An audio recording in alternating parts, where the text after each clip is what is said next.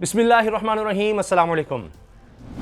राना सनाउल्लाह वज़ीर दाखिला बनने के बाद समझ रहे हैं कि जिस तरह से मॉडल टाउन में खून की होली खेली गई और उसके बाद कुछ भी नहीं हो सका इतने सालों में, तो ज़ाहिर है कि उनका एतमाद और ज़्यादा बढ़ चुका है कि अगर इसी तरह से खून की होलियाँ खेली जाएंगी तो कोई उनको रोकने वाला नहीं, बल्कि उनको उससे भी बड़ा ओहदा मिल जाएगा कि ये आदमी किसी भी हद तक जा सकता है। अब यही काम हुआ और इमरान खान साहब की तरफ से जब लॉन्ग मार्च का ऐलान किया गया, उसके बाद जिस तरह पाकिस्तान की तारीख में सबसे ज़्यादा छापे मारे गए, जिसको खुद राना सनाउल्लाह ने बतौर वज़ीर दाखिला प्रेस कॉन्फ्रेंस करके बताया, नंबर्स बताए कि 4144 के लगभग, ये 4,500 साढ़े 4,000 के करीब इन्होंने रेड्स की हैं। ये रेड्स, ये मैं आपको अर्ज़ कर दूं कि ये कोई टीटीपी या कोई दाइश या इस तरह की कोई तंजीम, दहशतगर्द तंजीम के ख़िलाफ़ नहीं, बल्कि ये एक पॉलिटिकल पार्टी जो अब अपोजिशन में है उसके लोगों के कारकुनों के ख़िलाफ़ थी। ये रेड्स चादर और चार दीवारी को पामाल किया गया। अब ये नहीं है कि यहाँ पर सभी इदारे ख़त्म हो गए, सभी इदारे इन्होंने कंट्रोल कर लिए, हर जगह अपने लोग लगा दिए। तो जाहिर है कि कहीं ना कहीं ये तो नहीं है कि बिल्कुल ही यानी फ़िरौन का निज़ाम आ गया है और सब उसकी मर्ज़ी के मुताबिक हो रहा है। कुछ ऐसी जगह रह जाती हैं, कुछ चाहे 1% ही हो, कि जहाँ इनका हुक्म उस तरह नहीं चल रहा होता, जहाँ इनका कंट्रोल उस तरह नहीं होता, तो वो 1% में कहीं कहीं हमें फिर, जिसको कहते हैं ना उम्मीद की किरण, रोशनी, वो नज़र आ जाती है। अब इसी तरह का एक बड़ा अहम मामला हो गया है। डॉक्टर यास्मीन राशिद साहिबा, एक ज़ईफ़ खातून, एक कैंसर सर्वाइवर जिसने पाकिस्तान के लिए बहुत कुछ किया, अब उनका कसूर यह है कि वो शरीफ ख़ानदान के ख़िलाफ़ इलेक्शन लड़ती हैं। तो जाहिर है कि उन्होंने दिखाना है कि जनाब जो हमारे खिलाफ खड़ा होगा उसके साथ इतना जुल्म और ज़्यादती कर दो कि एक मिसाल बन जाए, उसको इबरत का निशान बना के दिखा दो कि ये है जो बरह रास्त, यानी आप नून के खिलाफ इलेक्शन लड़ें, लेकिन नवाज़ शरीफ की अल्लाह ताला नवाज़ शरीफ की अहलिया मरहूमा कुलसूम साहिबा की मग़फ़िरत फरमाए, वो अगर इलेक्शन लड़ती हैं या कहीं से और उनके ख़ानदान का बंदा खड़ा होता है, तो ज़ाहिर है कि डॉक्टर यास्मीन राशिद साहिबा उस हल्के से खड़ी हुई, तो वो उसको उन्होंने निशान इबरत बनाना है। अब जिस तरह से उन पर तशद्दुद किया गया, डॉक्टर साहिबा पर अभी दहशतगर्दी का पर्चा दिया गया उनके खिलाफ, अब सोचिए ना ज़रा, डॉक्टर यास्मीन राशिद साहिबा को टीटीपी को चलाती हैं, दहशतगर्दी का क्यों? ताकि ज़मानत ना हो सके। ये बूढ़ी खातून है, ये जेल में जाएगी, ज़मानत होगी नहीं, लग इसको पता जाएगा, ताकि इबरत बने कि ये शरीफ ख़ानदान के खिलाफ कैसे खड़ी हो गई। आप जाके कहीं और इलेक्शन लड़े, जो हमारे हल्के में आकर जहाँ से हम खड़े होते हैं वहाँ किसी की जरूरत ही ना हो, एक सिर्फ दिखाने के लिए, एक सिंबॉलिक। तो उस चक्कर में जनाब उनकी गाड़ी को बाकायदा ऐसे लगता है टारगेट किया गया, वो वीडियोज़ आ गई और इस वजह से सारा कुछ हुआ। अब वीडियोज़ आई जिस तरह उनकी गाड़ी को तोड़ा गया। अब जाहिर है पुलिस ने तो कोई मुकदमा दर्ज नहीं करना था, उल्टा यास्मीन राशिद साहिबा के खिलाफ हो गया। अब उन्होंने अदालत में दरखास्त दी, ये एक राइट होता है कि जी पुलिस मुकदमा नहीं दर्ज कर रही, मेरे साथ ये जुल्म हुआ है, अदालत हुक्म दे के जी मुकदमा दर्ज किया जाए। अब मुकदमा दर्ज होना बहुत अहम होता है, क्योंकि एक दफ़ा मुकदमा दर्ज हो जाए तो फिर उससे ये नहीं है कि आप आसानी से ख़त्म कर देंगे, फिर आपको इन्वेस्टिगेशन करनी होगी, क्योंकि फिर अदालत की ओवरसाइट होती है, अदालत उसको देख रही होती है।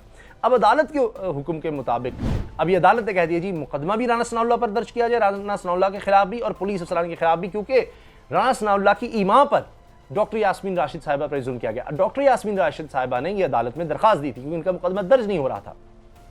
अब ये हुकूमत जिस तरह से लोगों पर जुल्म कर रही है, तो ज़्यादा अरसा तो नहीं है इनके पास।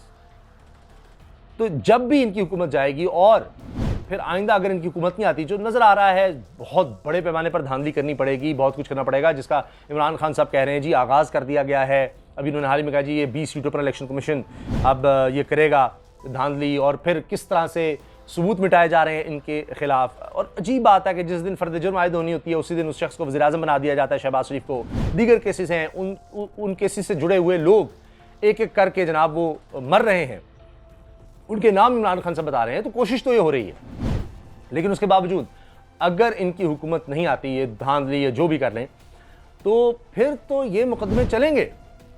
और अब जैसे जैसे दौर आगे बढ़ रहा है, अब ये नहीं होगा कि जनाब आपके पास फुटेज नहीं है या अदालत कहेगी हाँ जी अब तो पता ही नहीं किसने किया। नज़र आ रहा है किसने अहकामात दिए, वो ओन कर रहा है कि जी मैंने कहा, अब कोई आकर दिखाए, कोई करके दिखाए, ये जानते नहीं हैं, अब जो मैं करूँगा जुर्रत है तो यूँ करके दिखाओ। यानी कोई वज़ीर दाखिला, कोई हुकूमत इस तरह कहती है, यानी ऐसे जैसे कोई बदमाश होता है, कोई गुंडा होता है, जो आपको धमकियां लगा रहा है कि यूं करोगे तो ऐसी कर दूंगा, ये कर दूंगा। इमरान खान साहब ने कहा कि इन्होंने हमारे कारकुन को रावी के पुल से धक्का दिया, छोटी छोटी उसकी बच्चियां हैं, उसको मार दिया, उसको कत्ल कर दिया धक्का देकर। क्या हो गया उसका? तो ये अगर दोबारा इमरान खान साहब को हुकूमत मिली तो वो छोड़ेंगे तो नहीं। अब ये वो तो किस्सा नहीं है कि नैब का है या कोई और है कि उनके हाथ में नहीं है। तो हुकूमत होगी फिर इन्वेस्टिगेशन तो करवा सकेंगे। तो ये वो चीज़ देख रहे हैं, इसलिए वो इस पर बात भी कर रहे हैं। अब इमरान खान साहब ने हाल ही में खिताब करते हुए ये बात कही है कि जी 20 हल्कों में इलेक्शन कमीशन के साथ मिलकर धांधली ये लोग करना चाहते हैं, और फिर जिस तरह से किरदारों को मरवा रहे हैं, उनमें मकसूद चपड़ासी, मुजम्मिल राजा, गुलाम शब्बीर, डॉक्टर रिजवान, सब हार्ट अटैक से मर गए। आप सोचिए ज़रा, जो लोग इस मुकदमे में से जुड़ते हैं, मकसूद चपड़ासी के अकाउंट में अरबों रुपए आता था, वो जनाब बाहर यूएई में उसको हार्ट अटैक आता है जी, वो मर गया जी, पता ही नहीं चला अचानक।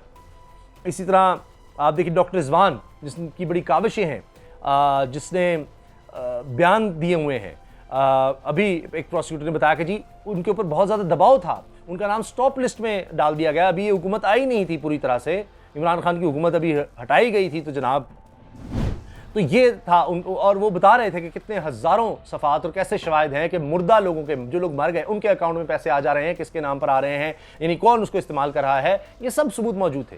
तो वो शख्स जिसकी मेहनत थी वो हार्ट अटैक से दुनिया से चला जाता है।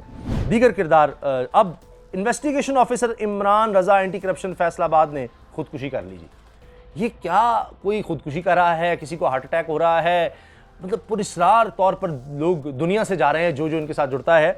तो अगर मुल्क इसी तरह चलता रहा तो मुल्क श्रीलंका के रास्ते पर निकल गया है। ये उन्होंने ज़ाहिर है कि ये बात भी कही, यानी माशी सूरत हाल पर ही इमरान खान साहब ने अपने खिताब में ये सब बातें कहीं।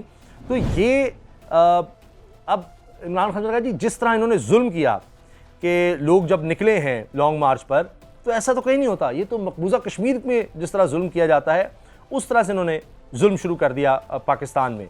और अब जहां पर राजा रियाज अपोजिशन लीडर बन जाए तो मतलब पार्लियामेंट ही खत्म हो गई है। और अब सबको पता लग गया है कि किस लिए आए थे। एक तो मईशत तबाह कर दी, धांधली के लिए आए थे, अपने बचाव के लिए आए थे। और मैंने पहले भी कहा था कि सारी गेम NRO 2 की है, जो अब हो रहा है, ये अपने आप NRO दे रहे हैं, नैब का खात्मा और ये सारा कुछ। फिर शहबाज शरीफ ने मुलाजमिन के अकाउंट पर 16 अरब भिजवाए, मकसूद चपरासी, मुजम्मिल राजा, गुलाम शब्बीर, डॉक्टर रिजवान सब हार्ट अटैक से मर गए। Investigation officer Imran Riaz anti corruption Faisalabad ने खुदकुशी कर ली। अब ये मैसेज है, इमरान खान कह रहे हैं साबिक वज़ीर-ए-आज़म कि जी मैसेज है ताकतवर माफिया को कोई हाथ ना डाले। इन्होंने नैब वालों को डरा दिया है, पीछे हट जाओ, मुल्क रूल ऑफ लॉ और मजबूत इदारों की वजह से चलता है। अब यानी ये बता रहे हैं कि जी पीछे हट जाओ, कोई हमारे रास्ते में ना आए, ये इदारों को कमज़ोर कर रहे हैं, क्योंकि ये जानते हैं कि मुल्क तरक्की करता है इदारों से। इमरान खान ने कहा कि जी उनसे होता है, मजबूत होता है, तो ये इदारों को कमज़ोर कर देंगे, उनके लोगों को मार देंगे।